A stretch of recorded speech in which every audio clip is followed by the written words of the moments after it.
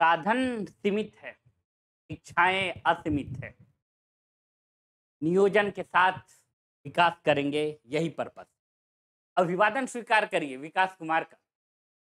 आज हम लोग फिर से आर्थिक नियोजन की बात करेंगे और ये है हम लोग का पार्ट 2। और पहला पार्ट आप लोग देखे, काफी लाइक कमेंट किए, अच्छा लगा। Okay, thank you. अब देखना आपके लिए वैल्यू क्रिएट करना ज़्यादा इंपॉर्टेंट है, लाइक कमेंट आपकी मर्जी। अब देखिए, हम लोग तीसरी अर्थव्यवस्था की बात कर रहे हैं, फिर से एक बार रिकॉल करा दे रहे हैं आप लोगों को। तीसरी अर्थव्यवस्था में हम लोगों का पर्पस क्या था? पर्पस था आत्मनिर्भर भारत की। आत्मनिर्भर भारत का हम लोगों का क्या था? पर्पस था आत्मनिर्भर भारत। ऐसा क्यों? ऐसा क्या था कि हमें आत्मनिर्भर बनने की जरूरत पड़ गई? अब तक क्या आत्मनिर्भर नहीं हुए थे? जी नहीं हुए थे। आपको कुछ ऐसा हम डेटा बताते हैं। जब हमारा देश 1951 से लेकर अभी 2 पंचवर्षीय योजना बीत चुकी थी, फिर भी हम लोग सिर्फ एक पृष्ठभूमि, एक सरफेस ही बना पाए थे अपने देश के इकोनॉमिक मॉडल का, एक राष्ट्र का, एक नेशन का। सिर्फ और सिर्फ क्या बना चुके थे? पृष्ठभूमि बनाए थे। देखिए, जब भी वर्ड राष्ट्र यूज किया जाए या नेशन यूज किया जाए तो सिर्फ इसको एक जियोग्राफी का पार्ट ना समझ लीजिए। राष्ट्र कहने का मतलब होता है कई करोड़ जनसंख्या का एक देश, और ये एक लिविंग है, नॉन लिविंग नहीं है। तो आइए बात करते हैं। अभी भी हमारे यहाँ जो फूड आया करता था, वो फूड क्या आया करता था? वो अमेरिका से आया करता था अनाज।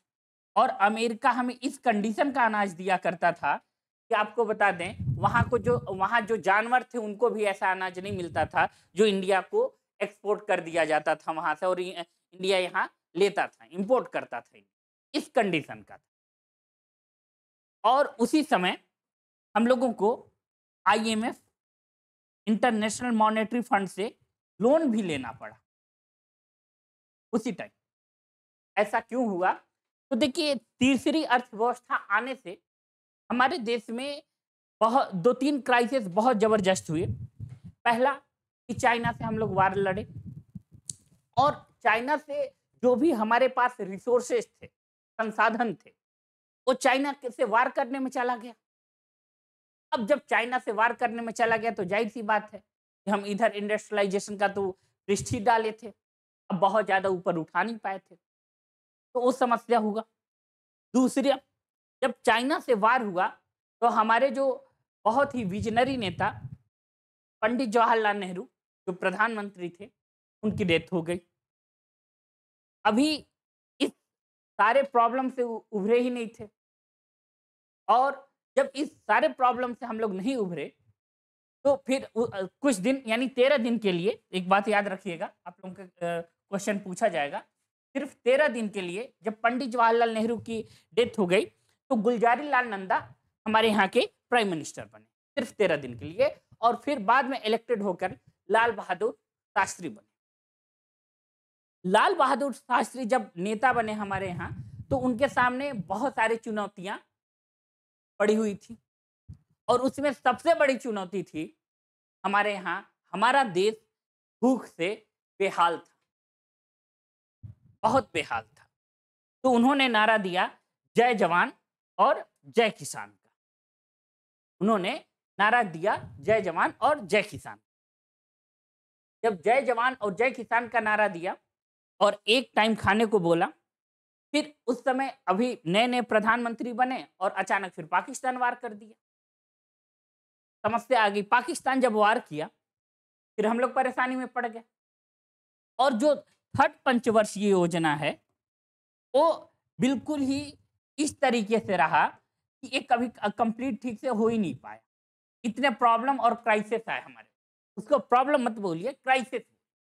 क्राइसिस इतना तेजी से था कि वो कंप्लीट हो ही नहीं पाया। तो फिर ये बुनियादी जरूरतें थी, वो सारी चीजें पूरी नहीं हो पाई, और जब पूरी नहीं हो पाई तो यही संसाधन से हम लोग क्या कर रहे थे? लड़ रहे थे। तो यहाँ देख लीजिए, 1962 में, 1962 में चीन से वार हुआ, और पंडित जवाहरलाल नेहरू का मृत्यु हो गया, जो हमारे यहाँ प्राइम मिनिस्टर और बहुत ही विजनरी नेता थे। और ये व्हाट्सएप यूनिवर्सिटी नहीं है, इसमें कोई ऐसी बातें नहीं बताई जाएगी जो फैक्ट बेस नहीं रहेगा, ये रियल बात है। उन्होंने इतना काम करा था हमारे देश के लिए, इस विजन पे काम किया गया था कि हम लोग बहुत आगे चल के आत्मनिर्भर की वो बात करते थे। जो आत्मनिर्भर की बात आज हम लोग कर रहे हैं, वो परिभाषा उसी समय, वो डिफिनीशन उसी समय किसी विजनरी आदमी के दिमाग में चल रहा था और वो रच रहे थे, ऐसा था। तो फिर यहाँ पे 1965 में पाकिस्तान से युद्ध, फिर उसके बाद 1966 में भीषण सूखा। और सूखा पड़ता भी क्यों नहीं, अगर सूखा नहीं भी पड़ता तब पर भी हम लोग प्रॉब्लम से तो जूझ ही रहे थे, हमारे यहाँ रिसोर्सेस कमी हो ही गई थी। ओके। और बहुत लोग ये बोलते हैं कि उस समय हिंदी चीनी भाई भाई का नारा भी दिए पंडित जवाहरलाल नेहरू, और उन्हें काफी झटका लगा कि चाइना जब वार कर दिया, तो ये भी उनके लिए एक बहुत बड़ा सदमे के से कम नहीं था। और यह अब तक का सबसे असफल योजना रहा। ये जो थर्ड पंचवर्षीय योजना है, ये सबसे असफल योजना रहा। और ये असफल योजना 3 साल में तक कोई योजना बनाई ही नहीं गई। और एक बात सीधा सीधा आप समझ लीजिए कि जब हम इकोनॉमिकल ग्रोथ की बात करते हैं, इकोनॉमिकल ग्रोथ की बात करते हैं, तो इसमें वास्ट लेवल पे पॉलिटिकल स्टेबिलिटी होना बहुत जरूरी है। पॉलिटिकल स्टेबिलिटी होना बहुत जरूरी है, और उस समय हमारे यहाँ पॉलिटिकल स्टेबिलिटी थी नहीं। तो आगे देखिए, जब हम लोग देख रहे हैं तो यही चीज यहाँ पे इंग्लिश में है। फिर देखिए, उसके बाद हम लोगों के यहाँ प्लान जो लाया गया, वो प्लान क्या था? प्लान हॉलीडे, हॉलीडे प्लान रखा गया। और ये प्लान 1966 से लेकर 1969 तक चला। ये चौथी प्रारूप दिया गया, मगर ये हॉलीडे प्लान रखा गया। क्योंकि उस समय हॉलीडे प्लान क्यों रखा गया? क्योंकि हमारे पास कोई ग्रोथ करने के लिए, पहले हम ग्रोथ कब करेंगे? जब हमारी बेसिक नीड फुलफिल हो जाएगा तब तो ग्रोथ करेंगे। अगर हम आपसे बोले कि दिन भर आप वर्क करो और भी ना खाए, कैसे करोगे? जाहिर सी बात है, 1-2 दिन बाद नहीं कर पाओगे। तो सबसे पहला काम था कि हमारे बेसिक नीड फुलफिल होना चाहिए था, और बेसिक नीड हमारे यहाँ फुलफिल हुआ नहीं। ठीक है, बेसिक नीड हमारे यहाँ फुलफिल हुआ नहीं। देखिए, 1965 में भारत और पाक के युद्ध 2 वर्षों से भूख से, यानी ये घोर सूखा होगा, घोर सूखा और मुद्रा का अवमूल्यन आईएमएफ से। इसीलिए देखिए, आईएमएफ क्या हुआ, इसका थोड़ा सा मीनिंग समझ लीजिए। आईएमएफ की जो बात कर रहे थे हम, उस समय जब लोन के लिए बात करा गया, तो वो बोले कि आप मुद्रा का अवमूल्यन कर दो, यानी करेंसी जो है उसका क्या कर दो? डीवैल्यूएशन कर दो आप करेंसी का। डीवैल्यूएशन अगर आप नहीं करोगे तो होगा क्या कि जो भी डेवलप्ड कंट्री हैं वो आपको हेल्प नहीं। तो ये गवर्नमेंट के पास मजबूरी आ गई, वो क्या करे कि डीवैल्यूएशन करे करेंसी। तभी आईएमएफ उनको हेल्प करेगा, लोन देगा कम दर पे, ब्याज पे। कम दर कहने का मतलब कम इंटरेस्ट पे लोन देगा। तो अपने जो करेंसी थी उसकी वैल्यू घटानी पड़ी हमारे देश को। फिर देखिए, ये इंडो पाक 1965 ए हो गया, डिवैल्यूएशन ऑफ द शॉर्टेज। अब आगे बात करते हैं हम लोग। यहाँ देखिए, फिर उस समय उसके बाद क्या हुआ कि जब भूख से लड़ाई लड़नी पड़ी, तो हरित क्रांति बहुत तेजी से चलाया गया। और हरित क्रांति का सीधा सीधा था कि हमारे यहाँ मैक्सिमम क्या हो, अनाज हर एक जगह हो, मैक्सिमम लोगों के पास खाना पहुंच सके, मैक्सिमम पीपल के पास क्या पहुंच सके, खाना पहुंच सके। ये सीधा सीधा हम लोगों का पर्पस था, ये सीधा सीधा हम लोगों का पर्पस था। तो तीसरी पंचवर्षीय योजना के अंतिम समय में 1966 में ही प्रारंभ कर दिया गया था। और इसके जनक जो थे, वो जनक थे नॉर्मन वोल्मर माने जाते हैं, जो अमेरिका के वैज्ञानिक थे, अमेरिका के साइंटिस्ट थे। और ये जरूरी भी था।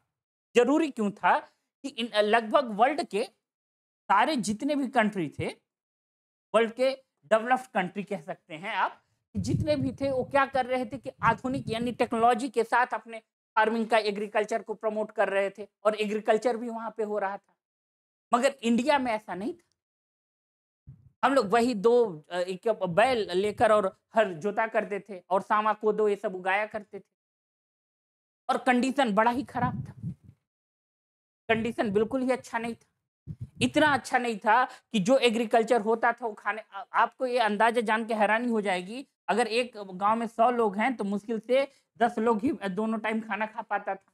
90 लोग को एक टाइम खाना मिल जाए बहुत नसीब की बात है। ऐसा सिचुएशन था। ऐसा इसलिए था क्योंकि हम लोग आधुनिक जो नई टेक्नोलॉजी का एग्रीकल्चर है उसको अडॉप्ट ही नहीं करे। नई टेक्नोलॉजी के एग्रीकल्चर को अडॉप्ट नहीं करे। और रसिया हो गया, आपका यूके हो गया और अमेरिका हो गया, ये सब नई टेक्नोलॉजी पे काम कर रहे हैं, एग्रीकल्चर पे पर्टिकुलर नए टाइप के सीड्स पे काम कर रहे थे। तो वहीं से हमारे जो साइंटिस्ट ने इसीलिए जनक बोला गया है, नार्मन बोल लग को, कि वहीं से ये हरित क्रांति के लिए और भारत में हरित क्रांति के जमक जनक एम एस स्वामीनाथन को बोला गया, क्योंकि ये नई टाइप के सीड्स की बात करे, नए बीज की बात करें जो कम हम लोग एरिया में बहुत ज्यादा फसल उगाया जा सके। और फिर हरित क्रांति के शब्द में विलियम गार्ड को दिया गया। तो ये सारी बातें आपका फैक्ट है, याद रखिएगा। तो यही सारी बातें हुई। तो आप अब तक आपको सारी बातें क्लियर हो गया होगा, ठीक है। नेक्स्ट देखिए, नेक्स्ट हरित क्रांति के बीज है यानी हाईली वैरायटी, जो हम अभी आपसे बात करें, जो सीड्स होगा वो हाईली इल्ड का होगा। यानी हाईली इल्ड कहने का मतलब क्या है कि हम कम जगह में अगर 1 kg लगा रहे हैं तो कम से कम हमको क्या मिले कि 30 से 40 kg अनाज मिल जाए। कम से कम 30 से 40 kg तो अनाज मिल जाए। इससे अब अभी यानी 1 kg का आंकलन सीधा सीधा 1 कुंतल से यानी 100 kg से किया जाता है, मगर इतना तो मिल ही जाए, ये पर्पस था। तो हरित क्रांति में मोटे अनाजों को बहुत ज्यादा जोर दिया गया और गेहूं के उत्पादन में तो बढ़ गया, इससे जो वीट्स की उत्पादन थी वो बढ़ गया। चावल पे कोई फर्क नहीं पड़ा, मगर जो ऑयली और पल्स की चीजें थी, ऑयली और पल्स यानी जो दलहन खेती थी और तिलहन, जो ऑयल कहने का मतलब जो हम लोग मस्टर्ड ऑयल खाते पीते हैं, उनकी उत्पाद थोड़ा घट गया था और राइस पर कोई फर्क नहीं पड़ा था। पंजाब पे को इसको बहुत अच्छा बेनिफिट हुआ। ये बातें फैक्ट याद रखिए, राइट, ओके। तो यही बात है, in the green revolution the use of the high yielding variety of the improved the seeds was promoted. The green revolution emphasized the lead on the production of the coarse grains. Next है, फिर हम लोग हरित क्रांति के बाद यहाँ पे देख लीजिए, द्वितीय हरित क्रांति जीएम फसल की बात करी गई और जेनेटिकल मॉडिफाई। फिर से देखिए, अब तक उससे हम लोगों का काम बना नहीं और यहाँ पे जेनेटिकली जो मॉडिफाई फसल थे उस पर काम करना हम लोग स्टार्ट किए। सेकेंड ग्रीन रिवोल्यूशन की बात करने लगे और सेकेंड ग्रीन रिवोल्यूशन में यहाँ पे इनहेंस किया गया फिर से क्रॉप को फिर से इनहेंस किया गया। यानी 30-40 kg से हम लोग डायरेक्ट 1 कुंतल की बात करने लगे कि कम वैरायटी कम मेहनत में इतना आना चाहिए। अगर नहीं आएगा तो लोगों का पॉपुलेशन भी बढ़ रहा था और बेसिक नीड पूरा हो तो हो कैसे। और यही सारी जो भी समस्याएं थी इसको दूर करने के लिए हमें ये सब करना पड़ा और ये साइंटिफिक रिसर्च जरूरी था, क्योंकि लोग एग्रीकल्चर में बहुत ज्यादा टाइम दिया और वहां से अगर उनको बेसिक नीड यानी अपनी बेसिक नीड कहने का मतलब भूख तक मिटाने का अगर नहीं मिलता है तो बड़ा समस्या, बहुत प्रॉब्लम है। तो ये सारी चीजें उस समय क्या किया गया कि ये सेकेंड हरित क्रांति चलाई गई। तो यहाँ पे ये बात आप लोगों से हो गया। अब देखिए आया चतुर्थ पंचवर्षीय योजना। अब इस समय जो प्राइम मिनिस्टर बनी वो प्राइम मिनिस्टर हमारी कौन बनी, श्रीमती इंदिरा गांधी। जो एक सबसे फेमस स्टेटमेंट है इस समय के कामराजन इनको बोले गूंगी गुड़िया, ठीक है, गूंगी गुड़िया बोले। अब आइए इनके बाद जो उस समय जब स्टेबिलिटी आई तो योजना का प्रारूप किया गया। डी उपाध्यक्ष बने आपके, D.R. गाडगिल उपाध्यक्ष ये तैयारी की और यहाँ पे सबसे इस योजना का आर्थिक फिर से आर्थिक विकास और आत्मनिर्भरता। अब तक हम लोग आत्मनिर्भर नहीं हो पाए और आर्थिक विकास भी हम लोगों का इकोनॉमिक डेवलपमेंट भी नहीं हो पाया। इकोनॉमिक डेवलपमेंट क्यों नहीं हुआ, बताते हैं हम आपको। अगर हमारे यहाँ कॉटन था तो हम कपड़ा नहीं बनाते, कपड़ा बनाने के लिए फिर हमें विदेशी भेजना पड़ा। क्यों? क्योंकि इंडस्ट्रियलाइजेशन का इतना ग्रोथ नहीं हुआ था कि वो हमें मशीन बना कर दे सके और हमारे यहाँ ही क्या हो सके, कपड़े बन सके। और जो भी हाथ से कपड़ा बना करते थे काफी कॉस्टली पड़ जाते थे। अगर मार्केट में दोनों कपड़े उतार दिए जाते तो बड़ा समस्या होता। हाथ वाले कपड़े महंगे पड़ जाते, वो सस्ते पड़ जाते क्योंकि वो लार्ज लेवल पे उगाया करते थे। तो यहाँ पे सीधा-सीधा फ़ोकस किया गया कि इंडस्ट्रियलाइज़ेशन पे, कि हमारे पास ऐसे मशीन भी हों, तो वो मशीन से क्या करें, हम लोग क्लॉथ वगैरह सारे इस तरीके से बना सकें। हमारे यहाँ आयरन था, यानी ओर थे, हेमेटाइट था। आयरन का ओर हेमेटाइट होता है, हेमेटाइट। तो हेमेटाइट था, मगर हम स्टील या मैन्युफैक्चरिंग नहीं कर पाते थे, ये भी एक समस्या थी। मैन्युफैक्चर करना हो तो विदेश में भेजना पड़ता था और हमारे यहाँ के जो इंडस्ट्री थे इतना डेवलप नहीं हुआ था। हमारे यहाँ मशीन इतने डेवलप नहीं थे तो मैन्युफैक्चर कर सकें, बना सकें। तो उसकी भी ज़रूरत आन पड़ी थी, उसका भी इम्पोर्टेंट ज़रूरत था। बात समझ रहे हैं? ठीक है, तो यही आर्थिक विकास की बात करने लगे, फिर आत्मनिर्भरता की बात करने लगे।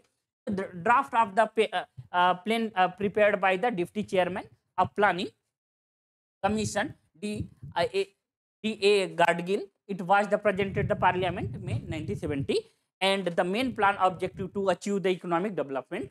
हम लोगों का प्लान आत्मनिर्भर के साथ साथ इकोनॉमिक डेवलपमेंट पर भी बात करने लगे, क्योंकि इकोनॉमिक डेवलपमेंट तभी होता है जब हम बहुत तेजी से, हमारे यहाँ सारे मैन्युफैक्चर का भी काम होता और मैन्युफैक्चर का काम बहुत अच्छे से हो नहीं रहा।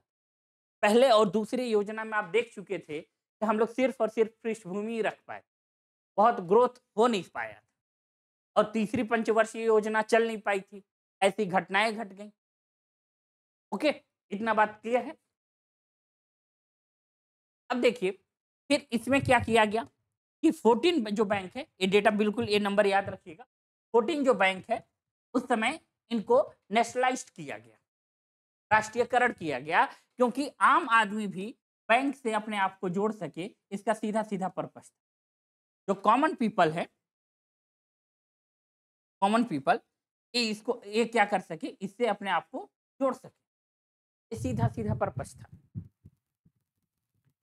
फिर इस लक्ष्य में इस आर्थिक परिवार नियोजन की भी बात करी गई। लक्ष्यों में परिवार नियोजन कहने का मतलब ये है कि पॉपुलेशन बहुत तेजी से ग्रोथ हो रहा था, यहाँ पे हम दो हमारे दो वाला बात किया गया, मगर उतना अवेयर थे नहीं लोग, तो इस पे कम ही काम हो पाया।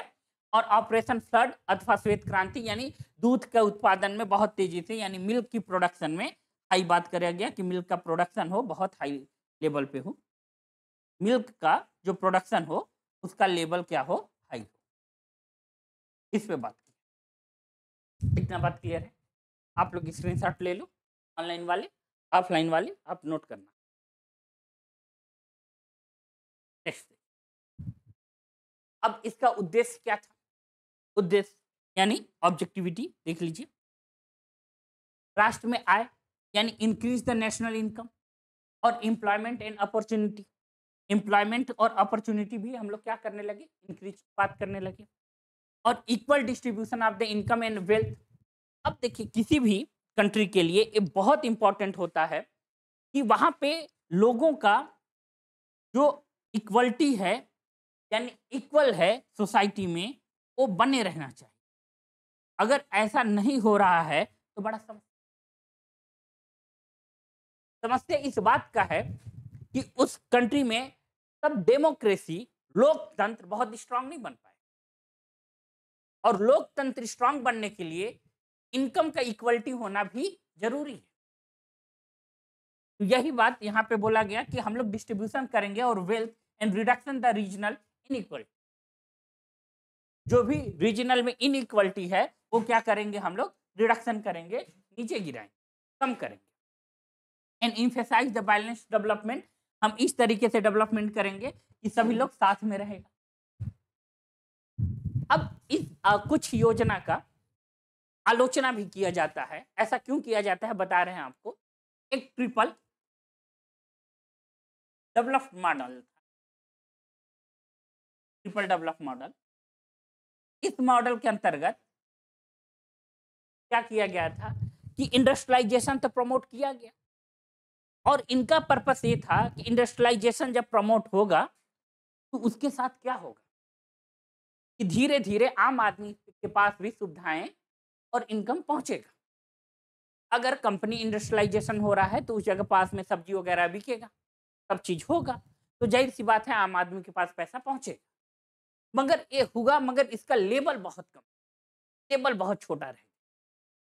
और लेवल जब बहुत छोटा रह गया तो इस मॉडल का लोगों ने क्रिटिसाइज किया, क्योंकि उस समय भी हमारे यहाँ गरीबी थी, पॉवर्टी थी, उसमें डायरेक्ट अटैक नहीं, जिस तरीके से डायरेक्ट अटैक होना चाहिए। इसका मतलब ये नहीं था कि उस समय के जितने भी प्लानर थे ये वो बात जानते नहीं थे, वो जानते थे, उनको पता था, मगर उनके पास लिमिटेड रिसोर्स थे, रिसोर्स जो थे वो लिमिटेड थे।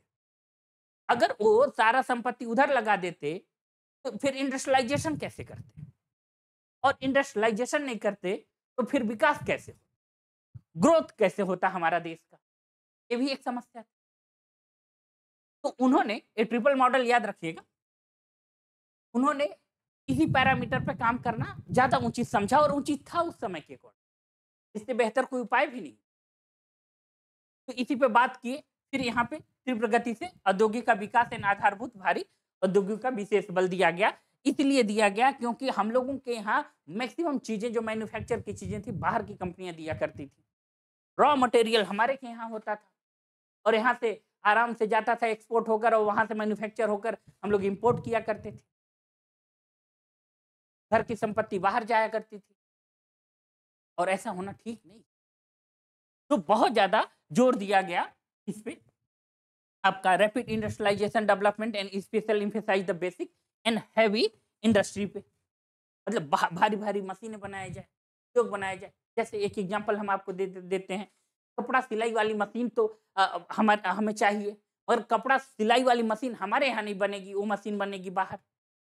वो मशीन भी इंडिया में ही बननी चाहिए थी, और इंडिया के ही पर्सन को मिलना चाहिए था, इससे इकोनॉमिक ग्रोथ और तेजी से होगा। तो ऐसा ही पर्पस रहा कि कपड़ा वाली मशीन जो आम आदमी के जो घर में जा रहा है वो मशीन भी इंडिया में ही बने, बाहर कहीं और ना बने। इतना बात क्लियर है आप लोगों को? तो इसीलिए यहाँ पे एक बात बोला गया, हैवी इंडस्ट्री, बहुत तेजी से इंडस्ट्रियलाइजेशन किया गया, यानी भारी मात्रा में। और उसी समय एक ट्रिपलेट डेवलप मॉडल लगाया गया। ट्रिपलेट डेवलप मॉडल का पर्पस ये था कि आम आदमी के पास भी धीरे धीरे पहुंचेगा सुविधाएं, और पहुंची भी, ऐसा नहीं है, मगर लेवल थोड़ा जिस हिसाब से हम लोग बिल्कुल ही हमारे यहाँ तकनीक की कमी थी, संसाधन की कमी थी, बहुत सारी चीज़ों की कमी थी, तो अचानक तो पहुंच नहीं सकता था ना, तो पहुंची, मगर बहुत लेवल छोटा था और कुछ नहीं। आइए नेक्स्ट बात करें, उड़ीसा में फिर क्या हुआ 1971 की बात, फिर यहाँ पे आइए 1971 में उड़ीसा में भीषण चक्रवात आया 1971 में, और अभी हम लोग कुछ तो उभर ही रहे थे। 1971 में बांग्लादेश लड़ने लगा, पाकिस्तान, ईस्ट वेस्ट पाकिस्तान आपस में लड़ने लगे।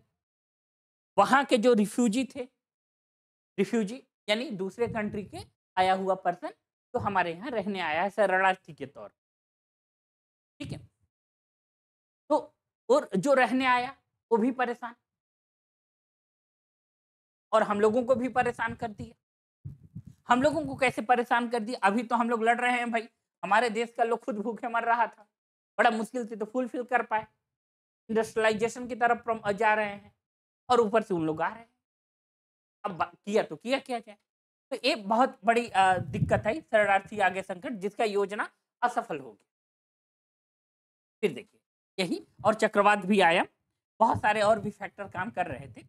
फिर 5वीं पंचवर्षीय योजना रखा गया, और ये 1974 से 1978 तक रखा गया, और इस समय हमारी श्रीमती इंदिरा गांधी प्रधानमंत्री, और इसका मुख्य नारा था गरीबी हटाओ, गरीबी हटाओ, गरीबों को नहीं, गरीबी हटाना, उनकी जो पॉवर्टी कंडीशन है उसको खत्म करना।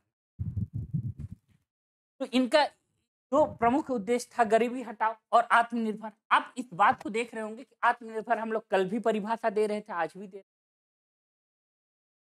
क्योंकि अब तक हम लोग आत्मनिर्भर बन नहीं पाए जिस तरीके का प्रमोट होना चाहिए। आत्मनिर्भर का जो परिभाषा था वो परिभाषा सेम है, मगर करने का तरीका जो 2025 का आत्मनिर्भर है यानी सेल्फ रिलायलेशन है, और जो यहाँ पे आप देख सकते हैं 1978 का या 1951 की बात करते हैं, वो दोनों अलग अलग है, करने का तरीका अलग है, मगर पर्पस एक ही है। फिर देखिए गरीबी हटाने पे 1975 पर 20 सूत्री कार्यक्रम लाया गया, जो इस वर्ष में 1975 और ग्रामीण बैंक की स्थापना की गई। और ग्रामीण बैंक का स्थापना करने का सीधा सीधा पर्पस ये था कि आम आदमी को उससे जोड़ा जा सके, जो कॉमन पीपल है उसको क्या किया जा सके, जोड़ा जा सके। तो in this scheme the slogan remove the poverty, poverty को क्या करना था, रिमूव करना था, the first time by the then prime minister of Indira Gandhi. और यहाँ पे फिर से हम लोग वही बात करने लगे कि हम लोग क्या करेंगे, आत्मनिर्भर बनेंगे यानी सेल्फ रिलायंस बनेंगे, और फिर यहाँ पे पॉवर्टी को रिमूव करेंगे, गरीबी हटाओ की बात। ओके, और यहाँ पे 20 प्रोग्राम चलाए गए और ग्रामीण बैंक को भी क्या किया गया, इस्टेब्लिश किया गया, क्योंकि आम आदमी को बैंकों से जुड़ना बहुत ज्यादा जरूरी है कि उनके पास हम संसाधन पहुंचा सके। काम के बदले अनाज का कार्यक्रम चलाया गया इस समय, कि काम करेंगे तो काम के बदले क्या है, अनाज मिलेगा। और फिर इस योजना में जनता पार्टी आई, और उस समय 1978 में जो आज 1978 के बाद वहां पे इंदिरा गांधी की सरकार चली गई, और फिर से हमारे यहाँ पॉलिटिकल अनस्टेबिलिटी बढ़ गई, और उस समय उभर के आए जनता पार्टी। जनता पार्टी सिर्फ 2 ही साल के लिए आए, और अमेरिका के एक बहुत अच्छे इकोनॉमिस्ट थे, उन्होंने इंस्पायर होकर उन्होंने रोलिंग की प्लान की बात करी, 2 इयर्स के लिए रोलिंग की। उनका स्टेटमेंट ये था कि इंडिया जो है बहुत ही लार्ज लेबर का कंट्री, बहुत ही बड़ा कंट्री, और यहाँ वैरायटी बहुत सारे हैं, और एक प्लान को 5 ईयर तक सरवाइव करना बहुत टफ है, और वाकई टफ तो था, टफ है। तो वो क्या करें, एक एक 2 साल में के लिए प्लान बनाए और उसी का रिपोर्ट करें, तो वो ज्यादा बेहतर। तो इसीलिए 2 ईयर के लिए रोलिंग कमेटी लाई गई। तो इस योजना में सार्वजनिक वितरण प्रणाली और न्यायपूर्ण श्रम शक्ति का विकास महत्व दिया गया। Food work and programme was the started under the scheme, and this scheme was the declare ended 1 year before the scheme scheduled by the Janata Party government, and continue scheme was introduced in it is the place displaying important the public distribution system and the development of the equitable labor force। आगे बात कर लेते, यही rolling की planning की बात कर रहे थे जो जनता पार्टी में अभी हम बात कर रहे थे आपको। और इस योजना को अब देखिए गांधीयन मॉडल के बारे में समझ लीजिए। गांधीयन मॉडल है, गांधी जी का मॉडल नहीं है, गांधी जी से बहुत बड़ी बहुत अच्छे इंस्पायर थे, पर्सन थे, तो उन्होंने ये मॉडल दिया, और वो अपने मॉडल में गांधीयन मॉडल का सीधा सीधा पर्पस था कि लोकल गुड्स को बहुत हाईली प्रमोट करो आप, और लोकल एम्प्लॉयमेंट यानी विलेज में ही एम्प्लॉयमेंट क्रिएट करो, विलेज में ही क्या करो, एम्प्लॉयमेंट क्रिएट करो, विलेज में एम्प्लॉयमेंट क्रिएट करो। और इस योजना को डीडीटी अकड़वाला ने तैयार किया, कई बार पूछा गया है, नाम याद रखिए। और ये लोकल गुड्स की और लोकल एम्प्लॉयमेंट की ज्यादा बात करते। तो यहाँ पे प्रतिपादन किया गया, ये गुरनान मिडल द्वारा अपनी पुस्तक एशियन ड्रामा में किया गया, जिसका जनता पार्टी सरकार ने लाया था। तो ये बात हम आपको बता दिए। और यहाँ गुरनान मिडल थे जो इकोनॉमिक्स थे, जिनकी बात हम बोले कि वो जो बताए थे कि क्या बहुत बड़ी कंट्री है, एक साथ कई चीजें अप्लाई, तो वहाँ उनको बड़े ईयर के लिए नहीं, एक एक ईयर 2 ईयर के लिए प्लान रखनी चाहिए, उनसे इंस्पायर हुए। नेक्स्ट देखिए, फिर देखिए छठी पंचवर्षीय योजना। अब फिर से जनता, देखिए इसमें क्या हुआ, पॉलिटिकल अनस्टेबिलिटी भी होता गया, हम लोग ग्रोथ भी करते गए, और किसी भी इकोनॉमिक मॉडल को ग्रोथ होने के लिए वहां का पॉलिटिकल स्टेबिलिटी होना बहुत जरूरी। और खासकर जब हम इनिशियल स्टेज, उस समय इनिशियल स्टेज 10 सालों तक 12 सालों तक ठीक, फिर उसके बाद कंटिन्यू गड़बड़ा। अगर वो भी पॉलिटिकल स्टेबिलिटी बनी रहती तो ग्रोथ और तेजी से किया जा सकता है। आइए,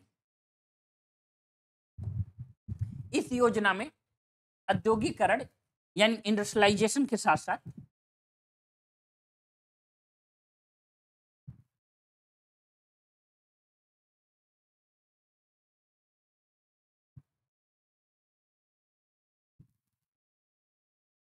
लोग आगे चले गए क्या?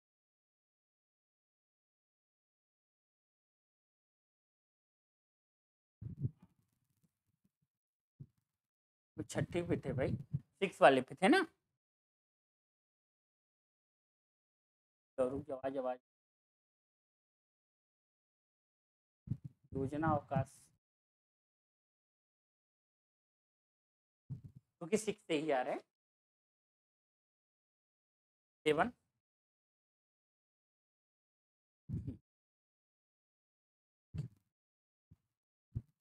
अरे भाई 6 पे ही रहेंगे, चिंता मत करिए। इस योजना में औद्योगिकरण यानी इंडस्ट्रियलाइजेशन के साथ साथ special emphasise the land in the poverty, हम लोग इसको कैसे हटाएं और एम्प्लॉयमेंट जनरेट कैसे हो, इस पे काम करना बहुत तेजी से काम किए। फिर देखिए, जनता पार्टी द्वारा पंचवीं योजना के समय 1 वर्ष पूर्व ही समाप्त कर दिया गया, क्योंकि वो कर नहीं पाए थे, उस समय उनकी सरकार स्टेबल रही नहीं थी। हम बताया कि 2 ही साल के लिए रही थी, तो जनता पार्टी गिर गई और कांग्रेस पार्टी फिर से बन गई, और कांग्रेस पार्टी में फिर से इंदिरा गांधी हमारे प्राइम मिनिस्टर। और अप्रैल 98 और 31 मार्च को 1985 तक ये कंटिन्यू रहा, तो ये पार्टी रही। और उस समय फिर जनता ऐसा होता है कि इंदिरा गांधी को उन्हीं कार्ड मार देते हैं, तो फिर हमारे यहाँ जो प्राइम मिनिस्टर बनते हैं, कौन बनते हैं? राजीव गांधी बनते हैं। ठीक है, आप इस मॉडल को पॉलिटिक्स से अलग करके नहीं देख सकते। रीजन ये है क्योंकि दोनों आपस में इंक्लूड होकर चल रहे हैं, क्योंकि स्टेबिलिटी के लिए पॉलिटिकल स्टेबिलिटी होना बहुत जरूरी है इकोनॉमिकल ग्रोथ के लिए। इस दौरान मानक व्यक्ति वर्ष का रोजगार मापने के लिए अपनाया गया और योजना के निर्गत मॉडल पर आधारित थी। यह कार्यदल और गरीबी निर्देशांक तैयार किया गया और गरीबी रेखा के क्षेत्र में प्रति व्यक्ति की आय की बात करी गई, 2400 कैलोरी, तथा शहरी प्रति व्यक्ति आय 2100 कैलोरी के रूप में परिभाषित किया। During this the period standard year adopted the measure of the employment and plan was input output model and working group of the, ये सीधा सीधा यहाँ पे गरीबी का पैरामीटर दिया गया कि इतने किलो कैलोरी अमीर के शहर के लिए और इतने कैलोरी क्या रहेगा गांव के लिए।